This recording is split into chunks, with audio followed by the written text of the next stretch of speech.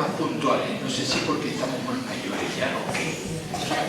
Pero es que es una pena de echar minutos fuera ahora para que después falte. Buenas noches a todo el mundo. Casi no voy a decir nada porque tengo la impresión de que todo el mundo conoce a Juan Antonio Estrada. Y entonces no vale la pena repasar que si hizo estudios en Alemania y en Italia y no sé dónde y tal. Eso como que se da por supuesto. Él se ha ganado el puesto que tiene entre los teólogos españoles actuales e internacionales, vamos a decirlo todo, pues gracias a su trabajo de muchos años y a sus libros y a su estilo personal. Cuando yo conocí a Juan Antonio Estrada, llevábamos sotana los dos. O sea, en esa casa de arriba de la aduana. Yo ingresé allí en el 61 y él en el 64. Eso es. Entonces, bueno, nos conocemos toda la vida. Es que me da ni sé qué decir cosas. No voy a decir nada más. Lo que sí quiero es que agradecerle lo disponible que se ha mostrado. También es un poco de suerte, porque a veces, por muy disponible que uno esté, si tiene ocupada una fecha, no puede aceptar otra cosa, ¿no? Pero le dije no hace mucho tiempo, ¿tú podrías venir a darme a charla el 17 de enero sobre esto y esto? Dice, sí al día, sí a la hora y sí a... No, a la hora no. Sí al día y sí al tema. Claro, yo se lo pedí en bandeja, porque yo había visto en no sé qué revista un articulillo o una pequeña comentario, no me acuerdo bien lo que era, pero sobre el tema que vamos a tener hoy. No sé qué pasa a ustedes, en qué situación se encuentran ustedes sobre el tema de la sinodalidad. Yo confieso que yo personalmente, y creo que algunos más de mis compañeros, metidos en las cosas de cada día, cuando hubo un momento de que ese tema estaba un poco abierto a la participación de más personas y de las parroquias y no sé qué, no le hicimos el sitio necesario quizás, no lo encontramos, el tiempo, el momento, y una cosa por otra se pasan 2 días y yo tenía ganas de que habláramos, de que alguien nos hablara de eso. Cuando vi sus palabras en no sé qué revista, se lo pedí y aquí está. Así que se lo agradezco mucho, pero no le voy a hacer la pelota porque no lo necesito. Y él tampoco. Así que vamos a dejarlo que nos hable.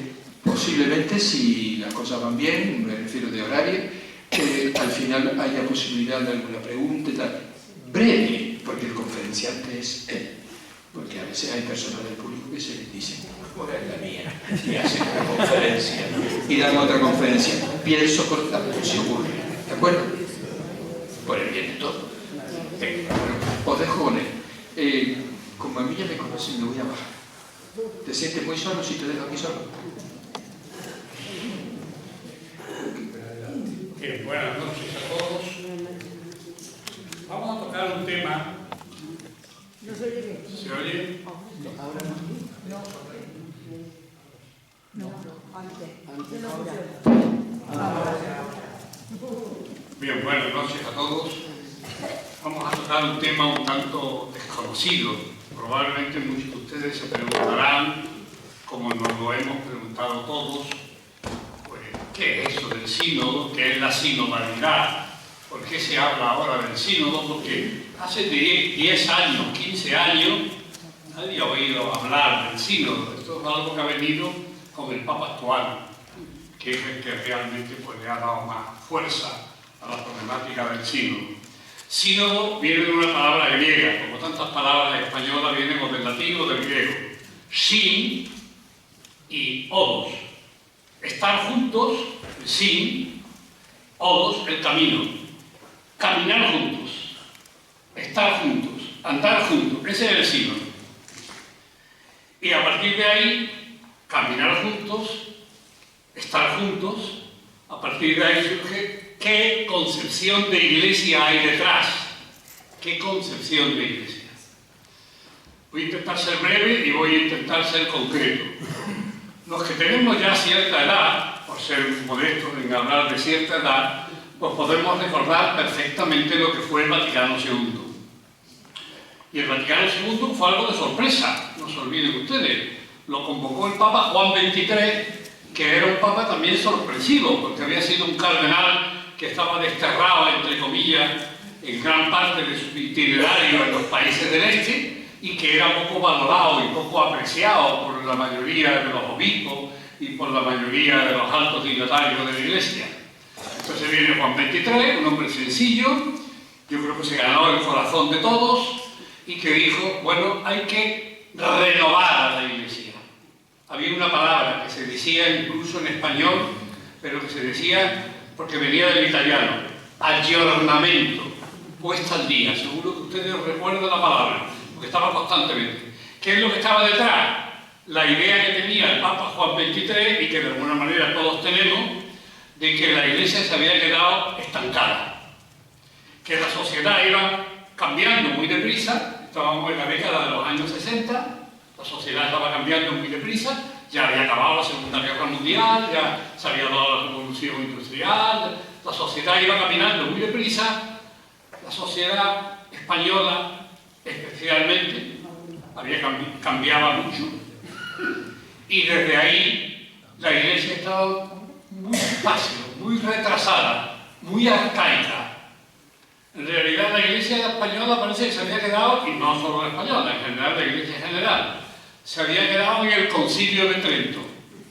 Y el Concilio de Trento nos mete en el siglo XVI, en la época grandiosa para la Iglesia española, con Teresa de Jesús, Juan de la Cruz, Ignacio de Loyola, etc. Era una época grandiosa, pero eran 4 siglos. Y ya el siglo pasado estábamos preparando para celebrar lo que luego hemos celebrado, el comienzo del tercer milenio de cristianismo. Esto a veces lo olvidamos. La institución más antigua que existe en Europa hoy es la Iglesia Católica. También la Iglesia Ortodoxa. La Iglesia Ortodoxa es la parte oriental que está muy vinculada como la Iglesia Católica y que viene de los orígenes. Recuerden ustedes que en el Imperio Romano las 2 grandes capitales eran Roma y Constantinopla.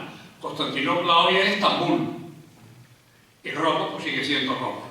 Entonces, en ese contexto, que era el contexto de que la Iglesia se estaba quedando atrás, hay que renovar a la Iglesia, decía Juan XXIII. Hay que abrir a la Iglesia. Y para abrir la Iglesia, pues él sentía que él no podía hacerlo, hay que convocar un concilio. Y la gente le preguntaba, ¿y por qué convocó usted un concilio? Porque la gente tenía la idea, quizás algunos de nosotros también, de que los concilios estaban solo para crear dogmas. Mientras que la idea que tenía Juan XXIII y la idea que teníamos la mayoría de las personas es que el concilio no es solo para crear dogmas. Los dogmas son normalmente respuestas que da la Iglesia en momentos complicados. Pero el concilio es para tratar los asuntos de la Iglesia. Y ya entonces se planteaban unos asuntos en la Iglesia, en el Concilio Vaticano II. Ya en el Vaticano II se empezó a plantear algo que está presente en el sínodo, de lo que voy a hablar a continuación, que es la problemática de si el celibato es obligatorio para los sacerdotes de la Iglesia Católica o puede haber sacerdotes casados y sacerdotes que no tengan familia y que en ese sentido sean célibes. Eso duró más de 1000 años. Durante 1000 años, hasta el siglo XII, en la Iglesia Católica había sacerdotes casados y sacerdotes célibes. Eso ya se planteó en el Vaticano II. También se planteó en el Vaticano II, con más timidez que ahora, han pasado 60 años, claro. Pero con más timidez que ahora, ya se planteó algo que también era importante en aquella época. Hay que darle a la mujer un papel nuevo en la Iglesia. La mujer es la que más está ayudando a la Iglesia y la que más está fortaleciendo a la Iglesia, y sin embargo, la mujer está marginada. La mujer no tiene absolutamente ninguna autoridad. Fíjense ustedes, por poner ejemplo, hasta qué punto estaba reducida la presencia de la mujer en la Iglesia, que en los años 60 del Concilio Vaticano II, cuando acabó el concilio, pues muchas congregaciones religiosas se quitaron los hábitos que tenían y se pusieron otros más modernos, otros quizás de falda corta en lugar de falda larga, etc.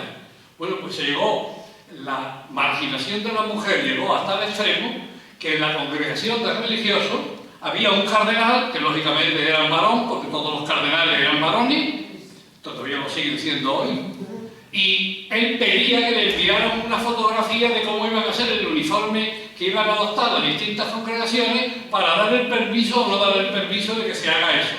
O sea, un varón mayor que un abuelo, porque ya todos tenían 60 y tantos, como siguen teniendo ahora, y que además era el que decidía el vestido que tenía que llevar a las congregaciones. Esto indica ya hasta qué extremo la Iglesia estaba marginada. Y luego en otros muchos asuntos. Por ejemplo, las mujeres llevaban mucho tiempo reivindicando que cuando hay que plantearse la problemática de la anulación de matrimonios, la rota, pues que entre los jueces de la rota que deciden acerca de la anulación de matrimonio, que no sean solo varones y que no sean solo sacerdotes, sino que estén presentes laicos y que estén presentes también mujeres. Parece que es de sentido común. Si el matrimonio es de varones y mujeres, pues a la hora de decidir y analizar los matrimonios, pues que estén presentes las mujeres y que estén presentes los varones. Es decir, había muchas cosas que ya se planteaban en el Vaticano II.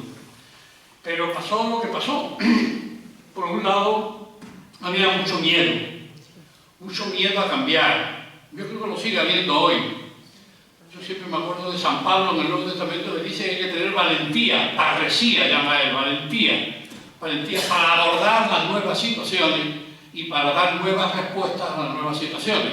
El que entonces era un teólogo conocido, que estaba empezando, y que luego ha sido cardenal, y luego ha sido Papa de Roma, que es el cardenal Ratzinger. Ratzinger decía en un libro que se llamaba Introducción al Cristianismo, que el peligro que tiene la Iglesia Católica en el siglo XX, no digamos en el siglo XXI, es responder a los nuevos retos y a los nuevos desafíos con las respuestas que nosotros hemos dado en el pasado. Cuando las respuestas del pasado han sido para los problemas del pasado. Pero es que la sociedad, el mundo y la misma Iglesia han cambiado. Y entonces, ante los nuevos retos que hoy nos encontramos, hace falta también nuevas respuestas. Y eso había mucha dificultad para hacerlo, porque en la Iglesia había muchísima resistencia, la sigue habiendo, a encontrar nuevos caminos y para, desde esa perspectiva, dar una respuesta a los nuevos problemas que tenemos planteados. Ahí influye además algo que sigue siendo verdad, que sigue siendo una realidad hoy. La Iglesia es una de las mayores gerontocracias del mundo. ¿Qué quiero decir con esto? Pues algo muy sencillo. Todos nosotros, cuando llegamos ya a los 60, estamos ya planteándonos que nos viene próxima la jubilación, que ya podemos ir pensando en jubilarnos. En la Iglesia Católica, cuando uno llega a los 60 años, es cuando pueden pensar, ahora me pueden hacer obispo. Con lo cual la conclusión es que los obispos tienen mucha edad, claro. Son nuestros abuelos. Tienen las cualidades y la experiencia de los abuelos, han vivido mucho, pero la capacidad que tiene un abuelo o una abuela para adaptarse a las nuevas dinámicas que están surgiendo y sobre todo para entrar en contacto con la dinámica de la gente joven son muy limitadas. Entonces eso pasaba y sigue pasando en parte, pasaba y pasa con la Iglesia Católica. Pablo VI le dio una respuesta. Bueno, pues que a los 75 años todos los obispos tienen que presentar la dimisión. Luego a unos se los admiten y a otros no se les admite la dimisión. A algunos se les dice que continúen, porque lo están haciendo bien y porque se considera que tienen capacidad. Pero a otros no están en condiciones de seguir y entonces los 75. Esto es importante porque lo mismo que el Papa Pablo VI puso como límite los 75 años, pues hoy puede venir o el Papa actual o el que venga después y puede decir, pues sí, que también ellos presenten su división, pero no a los 75, que ya son bastantes años. Vamos a adelantarlo, que sea a los 65 y que lo mismo que la gente se jubila, pues también nosotros nos jubilamos. ¿Ven ustedes? Entonces había problemas planteados. Entonces, ¿cómo resolver estos problemas? En el Vaticano II no se resolvieron porque había miedo, estaba la Iglesia metiéndose en un camino nuevo, la Iglesia había vivido a la contra, a la defensiva. La Iglesia jugó un papel muy importante a finales del siglo XIX y a comienzos del siglo XX, la primera mitad del siglo XX, lo que se llamó el antimodernismo. El sílabo de los errores de la modernidad. ¿Por qué? Porque a finales del siglo XIX, estamos ya viviendo en plena revolución industrial, La sociedad estaba cambiando muy deprisa y había ya muchas instancias liberales que se estaban dando en la sociedad. Y entonces la Iglesia era recelosa ante esa instancia. No solo la Iglesia, en general, también la sociedad. Recordemos, por poner un ejemplo, los que pueden tener más memoria histórica, que a finales del siglo XIX fueron mujeres inglesas las que se lanzaron a las calles para pedir el derecho de voto de todas las personas, sean varones o mujeres, porque las mujeres no podían votar. Y recordemos que en la Segunda República Española, ya no en el siglo XIX, sino en pleno siglo XX, ya acercándonos desde esa perspectiva a la dinámica que nos va a llevar luego a la Guerra Civil, los años 30, pues en la dinámica de la Segunda República hubo muchos republicanos y hubo muchos partidos de izquierda que se oponían a que se concediera el voto a las mujeres. ¿Por una razón? Porque tenían miedo de que si concedían el voto a las mujeres iban a votar más a la derecha que a la izquierda. Entonces lo mejor es que las mujeres no voten. Es decir, las conquistas sociales se han ido dando en la sociedad tanto en el siglo XIX como en el siglo XX. Pero la Iglesia estaba ahí paralizada. Estaba paralizada con el sílabo, los errores modernos, en una actitud a la defensiva y rechazando todas estas novedades nuevas que se estaban planteando en los ámbitos de la década de los años 60. Recuerden ustedes que la década de los años 60 es también la de la Revolución Juvenil. Recuerden ustedes mayo del 68, los que tienen ese recuerdo de la época anterior. Y en este sentido, la Iglesia se había quedado fuera. Luego nos ayudó la problemática de Juan Pablo II, pero no ayudó por una razón muy sencilla, no porque estuviéramos de acuerdo o en desacuerdo con su manera de entender la teología y la ideología, sino porque venía de un país comunista, que era Polonia. Y los cambios modernos que se estaban dando en Europa, en las sociedades occidentales, no se estaban dando en el bloque comunista.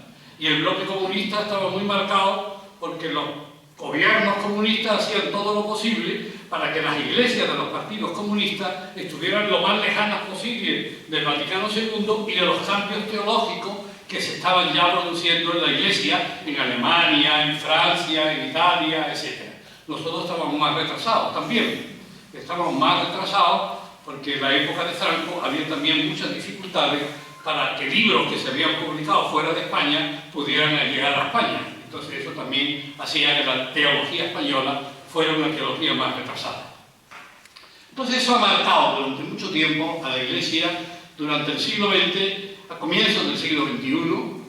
Recuerden ustedes al comienzo del siglo XXI la afirmación de Juan Pablo II, que luego la va a repetir Benedicto XVI y que luego la va a retomar el Papa Francisco, diciendo que incluso el Papa es consciente de que la mayor dificultad que hay hoy para el ecumenismo, para la unión de las iglesias cristianas, es el mismo Papa. Esto es una paradoja, pero es así. Porque hay muchas iglesias, por ejemplo las ortodoxas, que prácticamente tienen la misma manera de entender la Iglesia Católica y de entender el cristianismo que tenemos los occidentales. E incluso los anglicanos de distintas iglesias, ya lo saben ustedes, de distintas corrientes. Pero ustedes van a Inglaterra, a una iglesia anglicana de la High Church, como lo llaman ellos, y se pueden encontrar pues, una imagen de la Virgen de Lourdes, y se pueden encontrar todas las representaciones que tenemos los católicos. Porque ¿qué es lo que nos diferencia de alguna de estas iglesias? La discusión que existe en el cristianismo acerca del papel del Papa. ¿Cómo tiene que ser el Papa? ¿Tiene que ser el Papa el monarca de la Iglesia? ¿Tiene que ser el Papa el que gobierne la Iglesia desde Roma y que todas las diócesis y todas las otras iglesias sean nombradas los obispos por el mismo Papa y que por tanto estén todas dependiendo de lo que se decide en Roma? Esto era un problema que ya estaba planteado en aquella época y que los papas lo veían, lo que pasa es que no sabían cómo meterle mano. Entonces, en este contexto es el contexto en el que tenemos que comprender lo que es el sínodo y lo que es, desde esa perspectiva, la problemática que va a plantearse en el sínodo y que tiene que ver con el Papa actual, con el Papa Francisco. Un Papa especial. Es el primer Papa de la historia del cristianismo que no ha nacido en Europa, que viene de América Latina. Recuerden ustedes que ya antes hubo un antecedente. un papa que venía desde esa perspectiva, porque habíamos llevado muchos siglos en la que todos los papas eran italianos. Y ya cuando vino Juan Pablo II, que era polaco, se rompió esa dinámica de los italianos solos y se abrió a toda Europa. Y ahora viene un papa latinoamericano, fue una sorpresa para la mayoría. Viene un papa que es latinoamericano y que rompe con el, por así decirlo, el predominio europeo en la Iglesia europea. Porque ¿qué es lo que está pasando? Que el centro de la Iglesia se está desplazando. De la misma manera que Europa está perdiendo cada vez más relevancia desde el punto de vista político, desde el punto de vista económico e incluso desde el punto de vista cultural, se puede decir que hoy el océano fundamental del mundo ya no es el océano Atlántico. El océano fundamental del mundo es el océano Pacífico que une a Asia con América. Y ahí es donde se está jugando lo que va a ser el siglo XXI. Pues también desde el punto de vista del clero nos encontramos con que empieza a darse la situación, que cada vez es más clara, de que el centro de la Iglesia se está desplazando al tercer mundo y concretamente se está desplazando a América. Y hoy hay más católicos en América que católicos en Europa. Estos son paradojas, pero nos hacen caer en la cuenta de que es que el mundo ha cambiado y de que la Iglesia ha cambiado. Entonces hay que convocar. Convocar un concilio, si no recuerdo mal, estoy hablando de memoria, pero el concilio anterior, el de los años 60, era de unos 3.000 obispos. Si hoy se convocara un concilio, pues ya no sería de 3.000 obispos, sería de 5.000, 6.000, 7.000, yo no sabría decir cuánto. Entonces ya un concilio no. Pero ¿y por qué no un sínodo? ¿Y qué es un sínodo? Un sínodo es, primero de nada, un concilio en pequeño. Se habla de sínodos diocesanos. El obispo de Córdoba puede convocar un sínodo para Córdoba. Y toda la diócesis de Córdoba es convocada para tratar los problemas de la Iglesia de Córdoba. Son los sínodos diocesanos.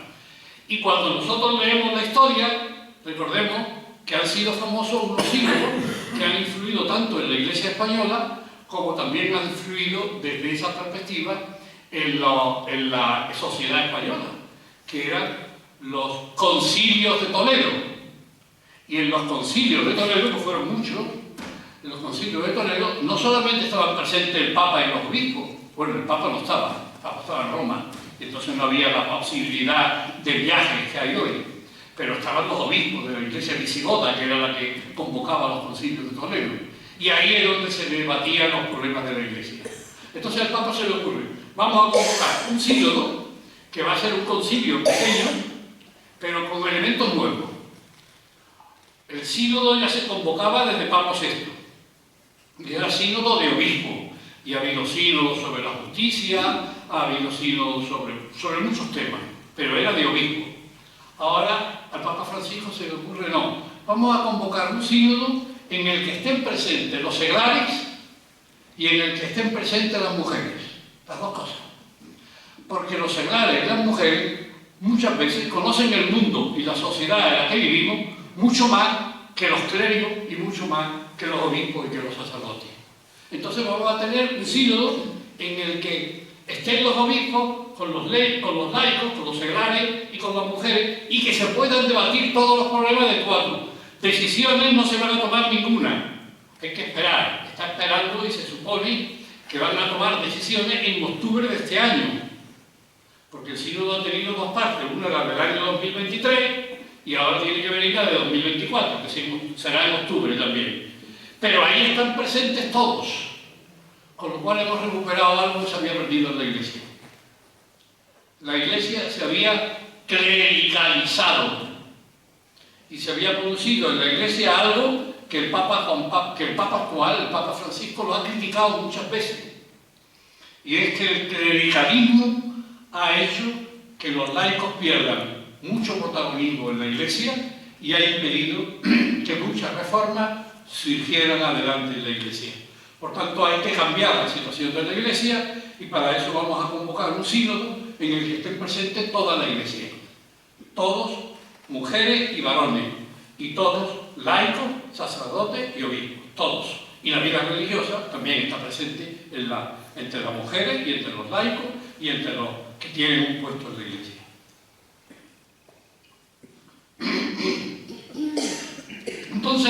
sino a partir de ahí. Se trata de volver a la Iglesia. Y el Papa Juan Pablo II dice: yo me siento identificado con lo que hizo el Vaticano II.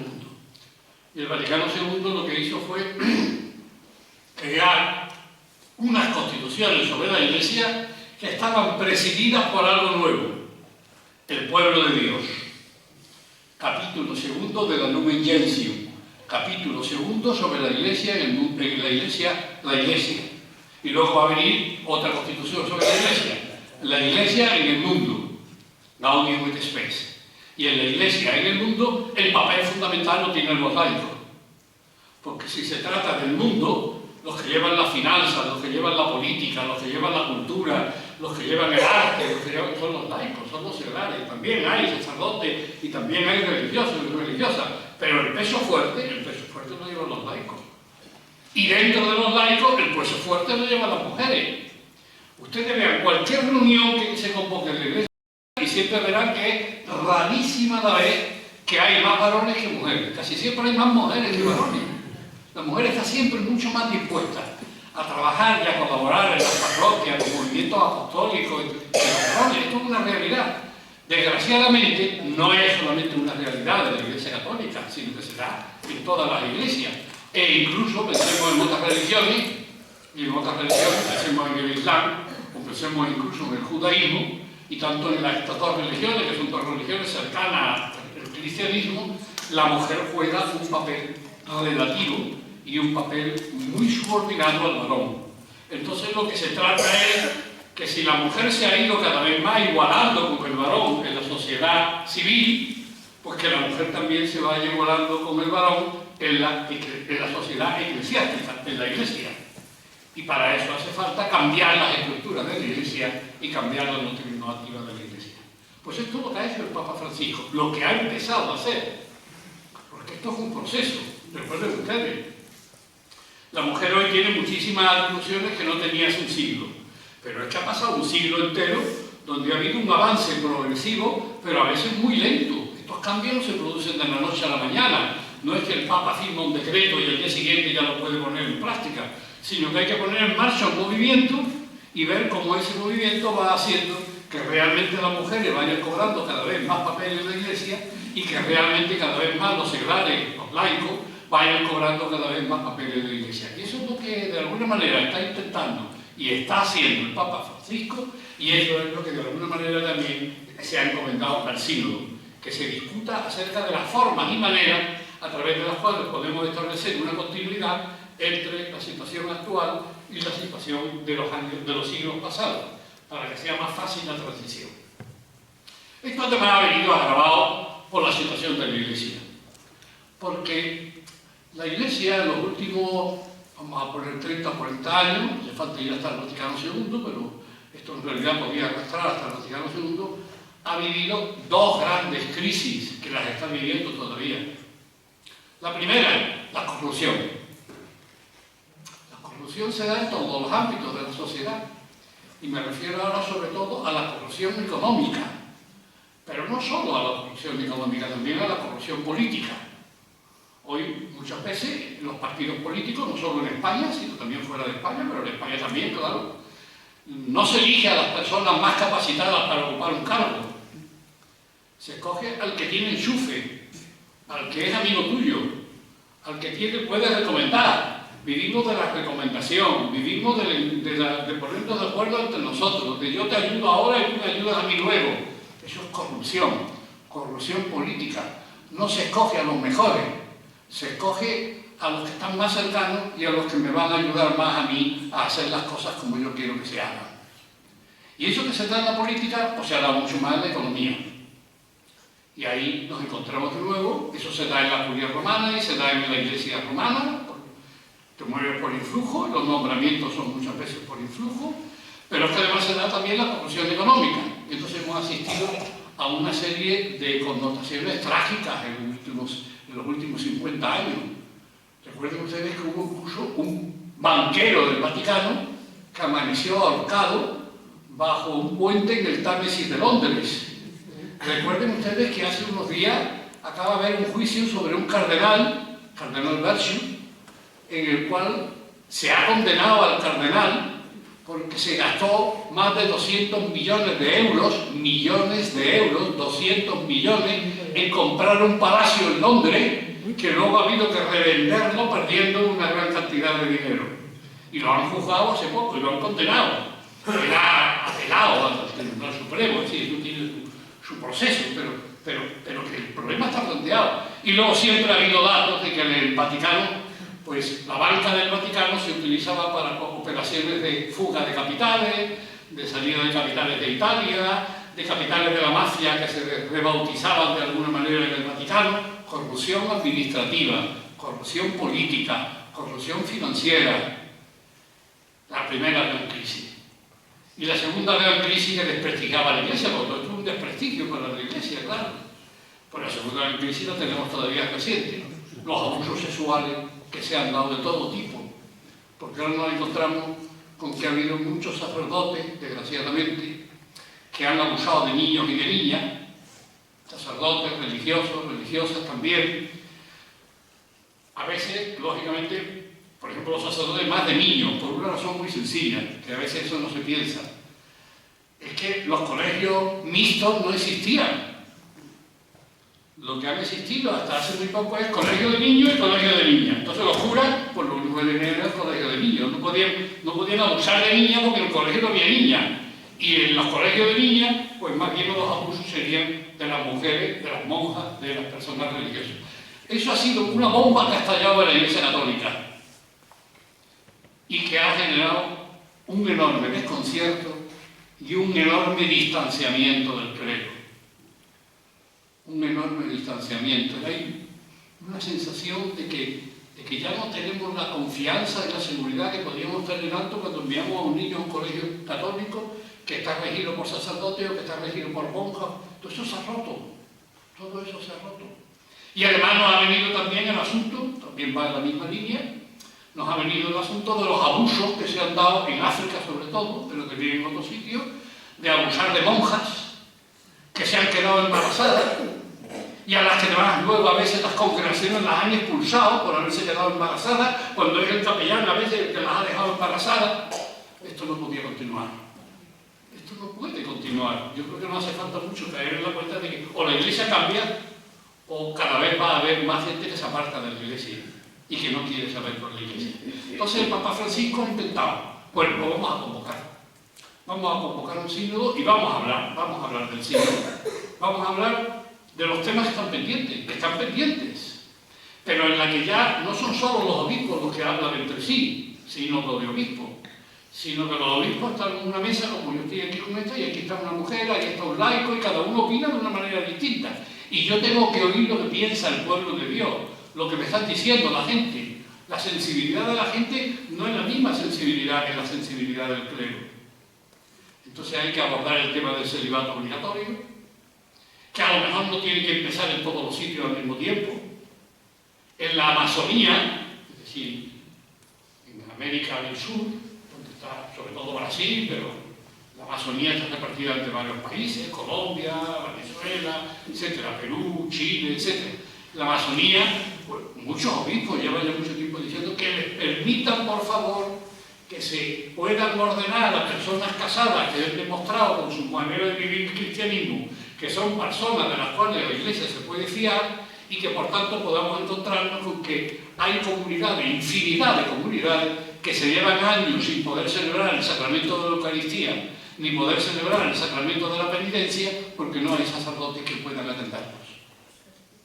Entonces, esto plantea problemas. Hay que cambiar la imagen del sacerdote. Entonces empieza, el Papa va siguiendo las líneas, va marcando líneas, aunque tiene que luego el sínodo ir marcándolos también. Pues hay que cambiar el modelo de formación de los sacerdotes. Hoy hay muchas diócesis, no sé cómo está Córdoba, la verdad no lo sé, pero hay muchas diócesis, pero muchas, y fuera de España mucho más en Europa, que tienen un seminario, pero en el seminario hay 4, 5, 6 seminaristas, no hay más. Claro, con 4, 5, 6 seminaristas, ¿qué formación se les puede dar? ¿Qué profesores podemos tener para 5 o 6 personas? ¿Qué bibliotecas podemos tener? ¿Qué formación teológica podemos suministrar? Entonces, lo que se está hablando. Bueno, pues vamos a fusionar seminarios. Fusionar seminarios. Si a lo mejor en Andalucía somos 8 provincias, pues a lo mejor que haya 1 o 2 seminarios para toda Andalucía. Además, así se conocen entre ellos. Y como ahora además hay mucho más traslado de un sitio a otro, hay mucho más movilidad y hay mucha más capacidad de hacerse presente en otras diócesis, pues es bueno que ya empiece a plantearse esto no a nivel de ciudad y a nivel de diócesis, sino a tener una mirada mucho más amplia. Y entonces tenemos que empezar a cambiar la formación en los seminarios. Y la formación en los seminarios tiene que ser una formación no solamente espiritual, sino también humana. Y para eso que tengan más contacto con la familia, que tengan más contacto con los seglares, que en los seminarios estén presentes también las mujeres y que no se eduquen al margen de las mujeres, porque todo eso a la larga estamos viendo que se paga. Todo eso se paga. Entonces hay que cambiar los seminarios y hay que cambiar la forma de establecer los seminarios. Evidentemente eso hay que hacerlo en toda la Iglesia y eso no lo puede decidir el Papa solo, sino que tiene que contar con la asamblea de los obispos y tiene que contar también con el pueblo de Dios y tiene que contar también con el sentido común, digámoslo así, de los laicos y de los que están presentes en el mundo y en la sociedad en la que nosotros vivimos. Se trata de cambiar la Iglesia, de reformar la Iglesia. Ya eso surgió con el Papa Juan XXIII. Ecclesia sempre reformanda. La Iglesia siempre necesita de reformas. Porque como vivimos en la historia va cambiando. Y si la historia va cambiando, tú no puedes permanecer sin cambio cuando todo el resto de la humanidad va cambiando. Entonces la Iglesia tiene que cambiar. Y para eso están los sínodos, para eso están los concilios a nivel mucho más global, para eso están la asesoría de todas las personas que tienen competencia y que por tanto pueden aportar algo. Y entre las personas que tienen competencia, evidentemente muchas son los laicos, los seglarios, y son las mujeres las que pueden aportar datos fundamentales, que pueden ayudar muchísimo a los problemas que tenemos planteados. El problema del clero, tal y como lo tenemos planteado, y el Papa, como digo, el Papa Francisco insiste mucho, el cristianismo le ha hecho mucho daño a la Iglesia y le sigue haciendo mucho daño a la Iglesia. Pero en el caso del clero, además, no es simplemente un problema intelectual de teología, sino que es también un problema emocional y afectivo. En el mundo de hoy, tan erotizado como está la sociedad en la que estamos viviendo, donde la publicidad constantemente está lanzándonos imágenes eróticas y personas aisladas, en las que además durante mucho tiempo se ha ido rechazando lo que se llamaba amistades particulares, porque se tenía miedo de las amistades particulares, y en donde se ha educado muy poco o nada sobre el mundo afectivo y el mundo sexual, pues están expuestos a seguir habiendo personas que están en los cargos eclesiásticos y que sin embargo se encuentran con una gran inestabilidad emocional, afectiva y sexual, porque no lo han preparado para eso. Yo además digo, en un libro que he escrito últimamente, el último libro que he escrito, Jesús y la Iglesia, y en ese libro Jesús y la Iglesia yo digo, además los obispos lo tienen peor que los sacerdotes. Los obispos lo tienen peor que los sacerdotes, por una razón muy sencilla, porque el sacerdote normalmente se mueve en la diócesis en la que él se ha formado. Y además tiene una serie de compañeros que están de párrocos también en otras parroquias, pero con los cuales puede haber unas vinculaciones de amistad, de puesta en común, de equipo, de sacerdotes que trabajan en el equipo, que se reparten las parroquias y las atienden varias parroquias al mismo tiempo, varios juntos. En los sacerdotes todavía puede haber algunos elementos, sobre todo una vez que se han ordenado, puede haber elementos de relación interpersonal, pero el obispo lo tiene mucho más difícil, porque normalmente el obispo no es nunca se queda en el sitio donde ha nacido y donde se ha formado, se le lleva a otra diócesis distinta, llega a otra diócesis distinta. Piensen ustedes que a cualquiera de fuera lo nombran ahora obispo de Córdoba, y llega a Córdoba, no conoce nada de Córdoba muchas veces, viene a lo mejor de Navarra, y viene y se encuentra con que Córdoba, primero que es conocerla, no conoce al clero, no conoce cuáles son las personas que son más representativas, no conoce todavía a la gente en quién puede confiar, en quién no puede confiar. Si se trae a algún sacerdote consigo, por ejemplo, para que sea su secretario o para que le ayude en el gobierno de la diócesis, son muchas veces los mismos clérigo de la diócesis a la que vienen los que protestan, porque dicen que están ocupando los cargos los que vienen de fuera, y que lo que tiene que hacer es ocuparla con los que están dentro. Y entonces se encuentran mucho más solos, no puede confiarse. Un obispo además no tiene vida privada, porque como sale en la foto de los periódicos, todo el mundo lo conoce, aunque no vaya vestido de paisano y demás, este es el obispo, mira, esto es así. Entonces la situación exige un cambio, una manera distinta de formar al clero. Y con los sacerdotes lo mismo. ¿Cuántas parroquias hay en las que ha habido a lo mejor una comunidad parroquial que ha ido creciendo, que se ha ido encargando de la parroquia, que ha ido asumiendo cada vez más tareas de catequesis, tareas de preparación para el bautismo de los niños, la cuestión económica que la lleven los seglares, tareas en las cuales se vaya preocupando la gente de la formación del culto y de los bautismos, de los casamientos, cuántas parroquias que están trabajando en una línea pastoral de una serie de años. Y de pronto, pues ese sacerdote que hay o se jubila o lo destina a otra parroquia distinta. Lo manda el obispo es el que manda. Lo manda a la otra parroquia distinta. Entonces, ¿qué es lo que ocurre? Pues lo que ocurre entonces es que viene otro cura nuevo que se integra en la parroquia que ya está constituida y que ya tiene una dinámica. Si encaja bien y se integra en esa dinámica, pues estupendo. Ya ha encontrado el párroco que se ha ido, ha encontrado un buen sucesor que va a continuar en la misma tarea que él ha iniciado. Pero si viene uno que no está de acuerdo con la pastoral que se ha tenido, la parroquia se viene abajo. Empieza a quitar cargos, a quitar seglares, a quitar... Esto se puede dar al pie de la letra con nombre y apellido de parroquia. Esto no es. Pero es que con el papado pasa lo mismo. ¿Qué va a pasar cuando ya no esté el papa actual? ¿Vendrá un papa que vaya a continuar en la línea que ha iniciado el papa actual o vendrá otro que está en contra? Que también puede ocurrir. Entonces ya estamos perdidos. Es decir, la situación de la Iglesia es muy inestable a nivel de cargos. Y entonces lo que hay que hacer es ir asumiendo cada vez más que el gobierno de la Iglesia tiene que ser un gobierno colegial. Y el gobierno colegial es algo que ya intentó el Vaticano II, pero que no lo logró. Pues que el obispo en sus diócesis dé un papel, y un papel importante, al consejo de los presbíteros, que le van a acompañar en el gobierno de la diócesis.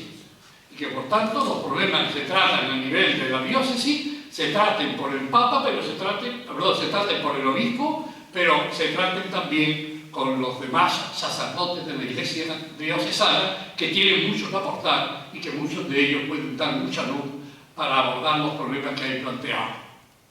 Lo mismo ocurre con el papado. Vamos a hacer un gobierno más descentralizado, que todo no se puede ser Roma. Vamos a darle más independencia a los obispos y vamos a darle más independencia a las conferencias episcopales, para que las conferencias episcopales puedan decidir por sí mismas. Y a lo mejor, esto es de sentido común, pero es que parece a veces que nos cegamos y que no vemos el sentido común. Lo que es bueno para una iglesia no es bueno para otra iglesia. Lo que es bueno para una iglesia de África Central no es lo mismo que es bueno para la ciudad de Córdoba, o no es lo mismo que para una ciudad que está en China. Es que cada país, cada cultura tiene sus propias dinámicas. Entonces hay que darle más competencia a los obispos en la liturgia, en la formación, en la pastoral, en las maneras de organizar las cosas. Entonces eso lleva consigo una descentralización de la Iglesia. El Papa Pablo VI logró una internacionalización de la curia.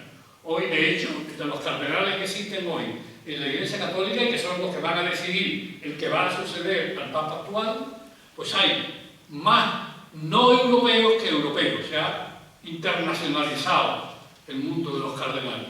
Pues ahora no se trata solo de internacionalizar, sino se trata también desde esa perspectiva de descentralizar y dar competencias más a las conferencias episcopales.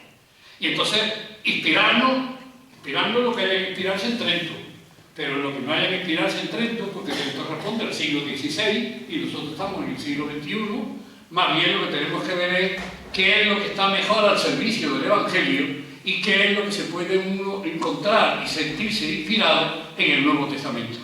Entonces nos encontramos con que la Iglesia de los primeros siglos, en algunas cosas es más moderna que la Iglesia que tenemos hoy. Durante los primeros 1000 años de cristianismo, 1000 años. Que no es una anécdota. El Papa no nombraba a los obispos, lo nombraba la diócesis, con el cabildo catedralicio, la catedral, cabildo, con los sacerdotes y con el pueblo de Dios. Y si el pueblo de Dios no quería un candidato, no se le podía nombrar. Hay anécdotas que conocemos que son famosas. Recuerden ustedes la iglesia de Milán, que es una de las iglesias fundamentales de la Iglesia Católica de toda la tradición. Milán ha sido siempre un referente. Y ustedes recordarán de que en Milán hubo un gran obispo. Y ese gran obispo era San Ambrosio, todo el mundo lo sabe. Se murió el obispo de Roma, el obispo de Milán. Se reunieron, ustedes lo hemos visto por lo menos en fotografías, si no está en Milán. La catedral tiene una explanada enorme, que desgraciadamente nos falta en nuestra catedral. La catedral española le falta muchas veces eso, una gran explanada. Pues Milán tiene una gran explanada. Se congregó allí todos los cristianos de Milán y estuvieron debatiendo a quién nombraban obispo. Y entonces empezaron a surgir unos cuantos que empezaron a gritar: ¡Ambrosio! ¡Ambrosio para obispo! Ambrosio no estaba todavía bautizado, era un catecúmeno, estaba preparándose para el bautismo, pero todavía no había recibido el bautismo. Lo bautizaron, lo ordenaron y se convirtió en el obispo de la ciudad de Milán. Y ha sido uno de los obispos más gloriosos de la historia del cristianismo. Es decir, el pueblo tenía un papel, el pueblo tenía algo que decir. Otro gran obispo, que además nosotros en Andalucía nos podía mucho más cerca, Cipriano de Cartago. Recuerden ustedes que Cartago era la rival de Roma y que estaba en el actual norte de África, concretamente Cartago era el actual Túnez. Y en Túnez pues estaba San Cipriano, que era un gran teólogo y era un gran obispo. Y San Cipriano tenía un eslogan: lo que va a afectar a todos en mi iglesia, que sea tratado por todos en mi iglesia. Y entonces se reunía a todo el pueblo de Dios, reunía a todos los cristianos de la iglesia de Cartago y les consultaba acerca de decisiones que había que tomar, qué es lo que pensaba la gente, para, teniendo en cuenta lo que pensaba la gente, poder hacer una elección y poder hacer una opción que fuera mucho más realista y que fuera mucho más útil. Entonces todo esto es lo que está ahora mismo pendiente del sínodo. Cambiar la figura del sacerdote, que el sacerdote, si hay sacerdotes casados y sacerdotes no casados, pues cada uno podrá elegir con los sacerdotes con los que se orienta. Pero tendremos, sobre todo, yo sobre todo pienso en América. En América es que muchísimas comunidades católicas se han pasado al protestantismo, porque como en el protestantismo no tienen el problema, los pastores se pueden casar y pueden tener hijos, pues pueden atender a sus fieles. Mientras que como no tenemos sacerdotes célibes suficientes para atender las parroquias y las comunidades cristianas en América, lo mismo podemos decir de África o de Asia, pues no queda más remedio de que la gente se va buscando a las comunidades protestantes lo que no puede encontrar en la Iglesia Católica, porque en la Iglesia Católica no se pueden celebrar los sacramentos.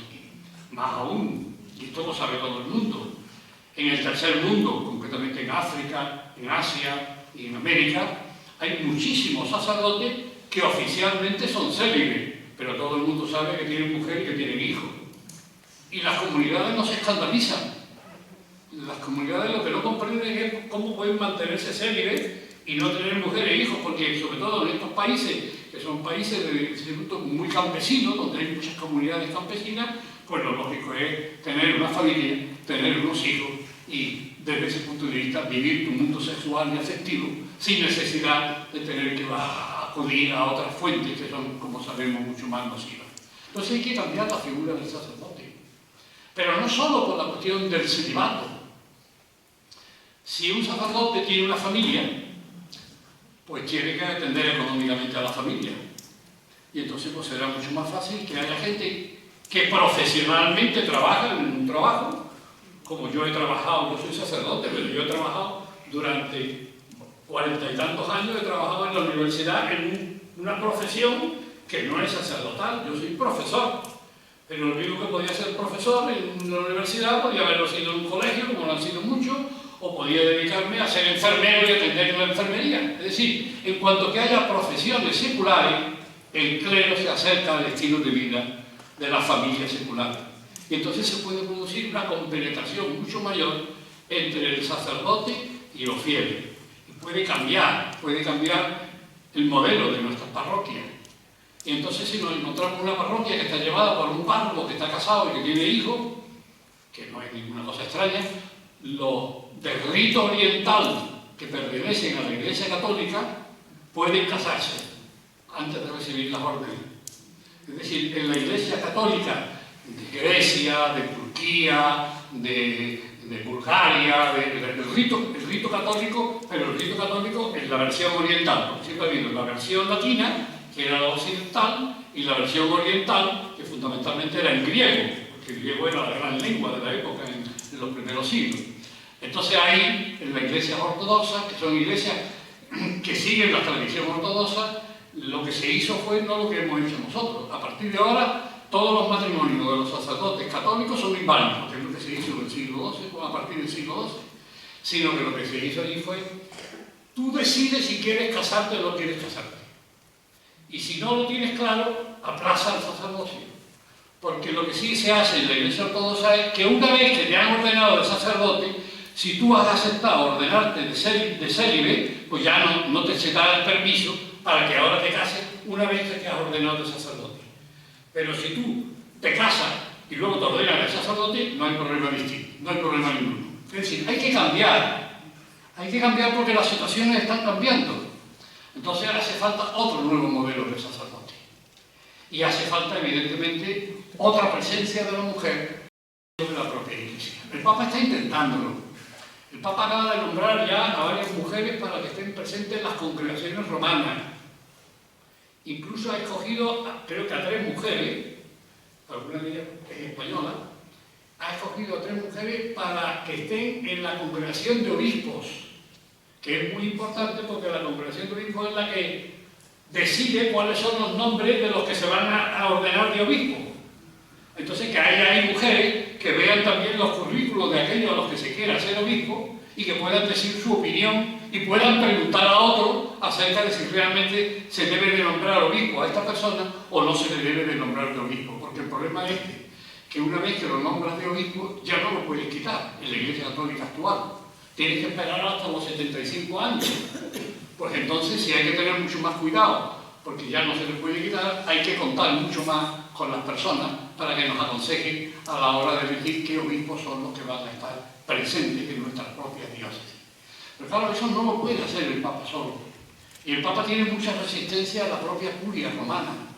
Ustedes recuerden que el periódico del Vaticano, un periódico que se llama L'Osservatore Romano, que es un periódico que sale por la tarde, pues que el Observatorio Romano, antes del Papa actual, cuando estaba todavía Benedicto XVI, decía en un editorial que publicó el Observatorio Romano, el Papa, en este caso era Benedicto XVI, es un pastor rodeado de lobos. Un pastor rodeado de lobos. Y los lobos no son los ateos. Los lobos no son los no católicos. Los lobos son los que vienen dentro. Son los obispos, son los sacerdotes, son los curas, son los seglares cristianos, católicos que no están de acuerdo.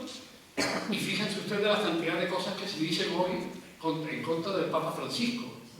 Yo les recuerdo a ustedes, no todo el mundo estaba de acuerdo con el Papa Juan Pablo II, no todo el mundo estaba de acuerdo, había gente que no estaba de acuerdo, porque lo veía muy conservador y muy marcado por la línea, digámoslo así, del este, y capaz de captar algunas dinámicas que eran las propias del oeste, que eran de los países occidentales. Y no todo el mundo estaba de acuerdo con el Papa Benedicto XVI. Pero las barbaridades que se están diciendo hoy contra el Papa Francisco, yo creo que habrá que remontarse a la Edad Media para encontrarse algo parecido. Porque eso no se ha dado en todo el siglo XX ni en el siglo XIX, desde Trento, eso no se ha dado nunca. ¿Cómo un obispo se atreve a decir que el Papa es herético y hermano? Y sigue siendo obispo y sigue siendo cardenal. Que hermano juró obediencia al Papa cuando lo han nombrado de cardenal. Es decir, estamos en una situación, bueno, ya lo ven ustedes, una gran polarización. Entonces, ¿el sínodo para qué? Para intentar empezar a dar respuestas a estos problemas. Empezar a abrir la Iglesia a una nueva dinámica. Yo lo comparo, por poner un ejemplo, ustedes estarán oyendo hablar, como yo estoy oyendo hablar también, de algo nuevo que está surgiendo y que se llama inteligencia artificial, que va a cambiar el mundo. Si el mundo lo ha cambiado Internet y el mundo lo ha cambiado el teléfono móvil que ya tenemos y el mundo lo ha cambiado, las últimas invenciones que hemos hecho, esto va a cambiar el mundo. En realidad la inteligencia es una, bueno, tiene sus pros y sus contras, sus limitaciones, pero es algo muy sencillo. Cuando nosotros nos ponemos a escribir en Internet, si empezamos a poner las letras, a veces el mismo Internet nos ofrece que completemos la palabra, o con el WhatsApp, empezamos a poner un WhatsApp. Y cuando estamos poniendo las palabras, el WhatsApp nos combina y nos da ya la palabra entera. Bueno, ahora hagan esto, pero a una escala de millones. Y empiecen ustedes a decirle a estas máquinas que se están creando de inteligencia artificial que queremos construir, pues yo no sé, que queremos construir una casa que tenga X número de elementos, que conste este dinero y que se pueda hacer de una manera en la que no tenga ninguna dificultad de que sea una casa más endeble y de que sea una casa que se vaya a hundir. Tenemos que construir una casa igual que esta, mejor que esta, pero con menos elementos que lo que tiene esta. Eso nosotros a lo mejor no somos capaces de hacerlo, porque no tenemos, un arquitecto no tiene capacidad para hacer una revolución tal que puede llevar a algo que es mucho más simple, y mucho más sencillo y mucho más perfecto y que tiene mucho menos elementos. Pero la inteligencia artificial sí que lo hace. La máquina que tú has creado se pone a tu servicio para que te haga los algoritmos, toda esa serie de combinaciones matemáticas que te van a permitir hacer cosas que ahora mismo no es posible y que nos permitirán cosas que nos resultan ahora mismo absolutamente de Julio Verne, pero como tantas veces hemos dicho, la novela de Julio Verne es una simpleza para nosotros hoy. Cuando leíamos la novela de Julio Verne, yo la leí siendo un niño, y claro, la vuelta al mundo en 80 días, digo, mío, decía yo, y 20.000 leguas de viaje submarino, y esto es nada. Pues algo de eso va a pasar. Las generaciones jóvenes van a vivir en una sociedad en la que nosotros no vivimos. Bueno, pues si la inteligencia artificial va a cambiar el mundo, la Iglesia tiene que cambiar también. La Iglesia es parte de la sociedad. Los cristianos somos ciudadanos. Y si en la ciudadanía se van estableciendo cada vez nuevas dinámicas, nuevas formas de relación entre los varones y las mujeres, nuevas formas de relación entre los que tienen los cargos y los que están en la base de la ciudadanía y en las bases de las ciudades, si en la sociedad se están cambiando, se están transformando las maneras de vivir y vamos a encontrarnos con maneras de vivir muy distintas de las que ahora mismo nos encontramos, tenemos que encontrar también la forma para que eso se refleje en la Iglesia, porque la Iglesia es parte de la sociedad. Y ahí es donde está el secreto, digámoslo así, de la Iglesia. La Iglesia aporta a la sociedad lo que ella misma crea y la sociedad aporta a la Iglesia lo que también la sociedad crea. Yo he dicho muchas veces, y lo sigo repitiendo, el cristianismo tuvo la suerte, quizá era la providencia de Dios, pero el cristianismo tuvo la suerte de que en lugar de evangelizar otros continentes, evangelizó Europa.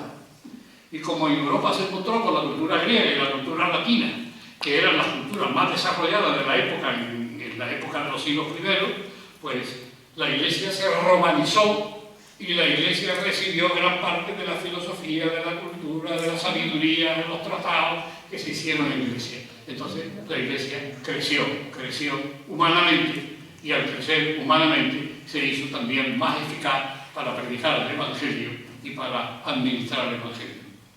Entonces ahí es donde tenemos hoy la gran problemática. Va a cambiar el mundo, ya está cambiando. Va a cambiar sobre todo en la gente joven, en las generaciones jóvenes. Los que somos mayores no tenemos posibilidad de ver lo que viene, pero los que somos mayores tenemos que perder el miedo.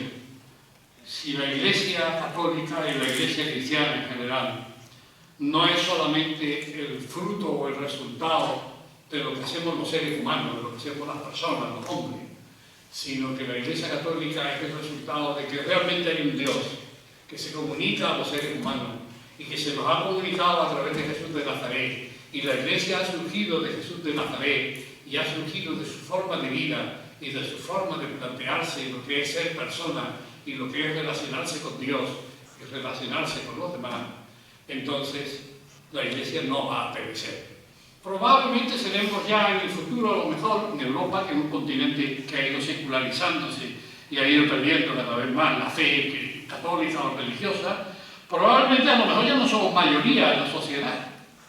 Pero es que hoy el problema no es ser mayoría. El problema es qué calidad de cristianos vamos a ser. El problema no es de cantidad, sino de calidad.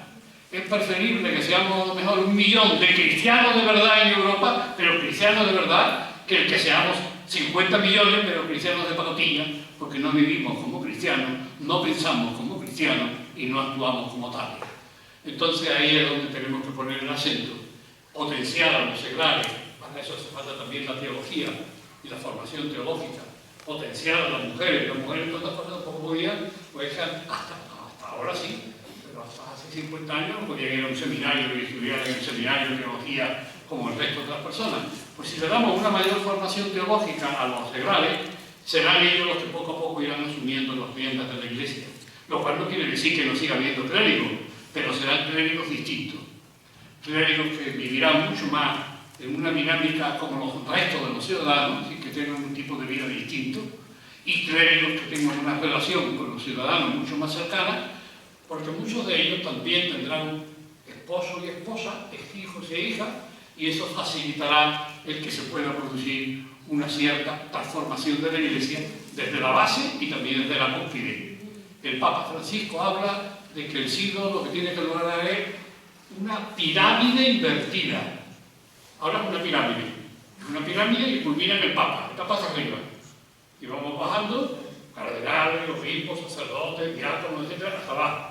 Bueno, pues lo que dice es, pongamos a la comunidad arriba y a los sacerdotes, papas, obispos, etc., pongámonos como los servidores de la comunidad.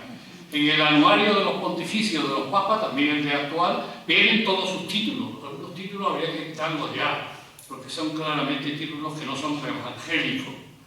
Príncipe de los apóstoles, príncipe. Bueno, no vamos a meternos en todas estas dinámicas. Pero además hay un título que es clarividente: siervo de los siervos de Dios. Eso es lo que tiene que ser los ministros y eso es lo que hay que ir buscando en una nueva configuración de la Iglesia. Pidámosle a Dios que todo eso se empata en octubre de este año y que se empiece a hacer algunas cosas a partir de octubre. No se van a poder hacer todas, porque no puede cambiar la Iglesia totalmente de la noche a la mañana, pero sí podemos empezar a dar pasos. Si ahora todavía el Papa actual no piensa que la mujer pueda acceder al sacerdocio ministerial, aunque hay montones de obispos y montones de teólogos que piensan que sí, pero el Papa actual no está por la labor, bueno, pues sí puede hacer algo, que es hacer la mujer diácono, diaconisa, porque el diaconado ya forma parte del sacramento y ya es el próximo paso ya es el sacerdocio, pero ya es diácono. Eso hasta ahora ha habido mucha resistencia, mientras que tenemos en el Nuevo Testamento datos de que sí había mujeres diáconos. Y todas estas cosas por una razón muy sencilla, que ustedes lo captarán enseguida. El bautismo del Nuevo Testamento, de los primeros cristianos, no era el bautismo de los niños, era el bautismo de los adultos. Y no era el bautismo de coger la pila del bautismo en la iglesia y echarle un poquito de agua con un vaso o cualquier cosa, sino que era por inmersión en el mar, por inmersión en el río. ¿Y quién hacía la inmersión y bautizaba a las mujeres? Pues las diaconisas. Las mujeres las bautizaban a las diaconisas, los varones bautizaban a los varones y las mujeres bautizaban a las mujeres. Y entonces había muchas mujeres que eran diaconisas, no solo eso, eran las que llevaban los sacramentos a las casas, eran las que llevaban los sacramentos a los enfermos, todo eso estaba abierto a la mujer y todo eso se ha ido perdiendo con el paso del tiempo. Entonces ahora hay que abrir una dinámica nueva para que sea posible lo que fue posible en el pasado y que sigue siendo necesario en el presente. Como ya son las 9 pasadas, termino aquí y ahora todos ustedes, los que quieran, hacer sus preguntas, sus sugerencias, sus críticas, si alguna cosa que ustedes que hay que criticarla, no tengan ustedes dificultad para hacerlo. Yo he aportado lo que yo sé, pero hay muchas cosas que no lo sé y otras cosas que tendré que mejorar y aprender.